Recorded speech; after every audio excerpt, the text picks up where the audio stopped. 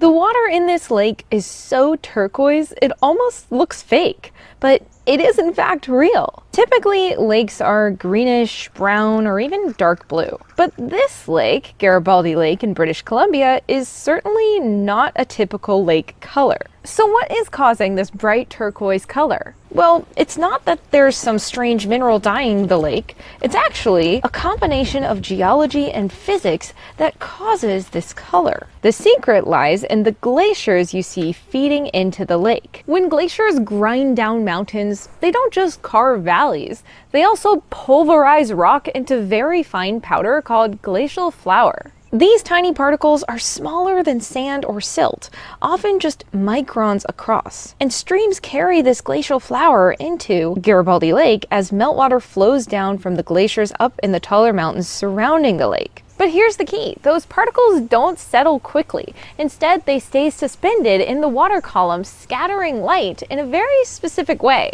When sunlight hits the lake, the suspended glacial flour scatters the shorter wavelengths of visible light, the blues and the greens, back toward our eyes, while the longer wavelengths like reds and yellows are absorbed. That's why instead of muddy, mucky water, we see this incredible turquoise glow.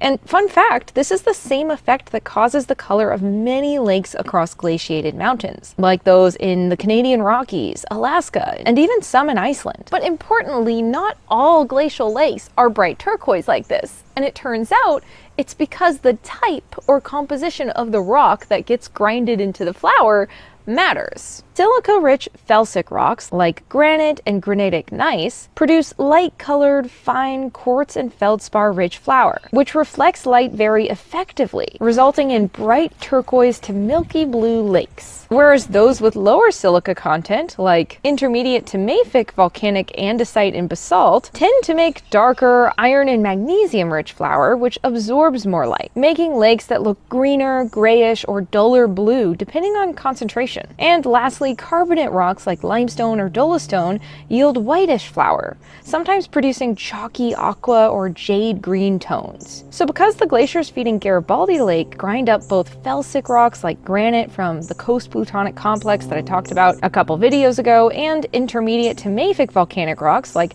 basalts and andesites from Mount Price, Black Tusk, and other lava flows, this results in a very quartz and feldspar-rich glacial flour with some more silica-poor volcanic materials, which are light enough to strongly scatter blue and green light, but also fine enough to stay suspended for long periods of time. And this leads to Garibaldi's vivid, but not opaque, turquoise color.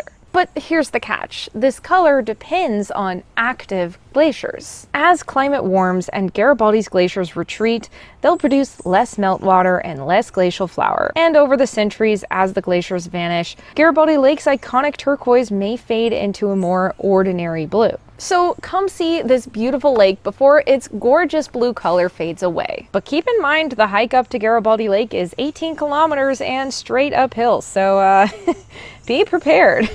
Anyway, I hope you enjoyed this video, and be sure to check out the others I made recently about the geology of this area, and I'll see you guys there. Bye! Come on. You gotta be in the video, you're clickbait. Sue, come on, baby. Don't be sassy, ma'am.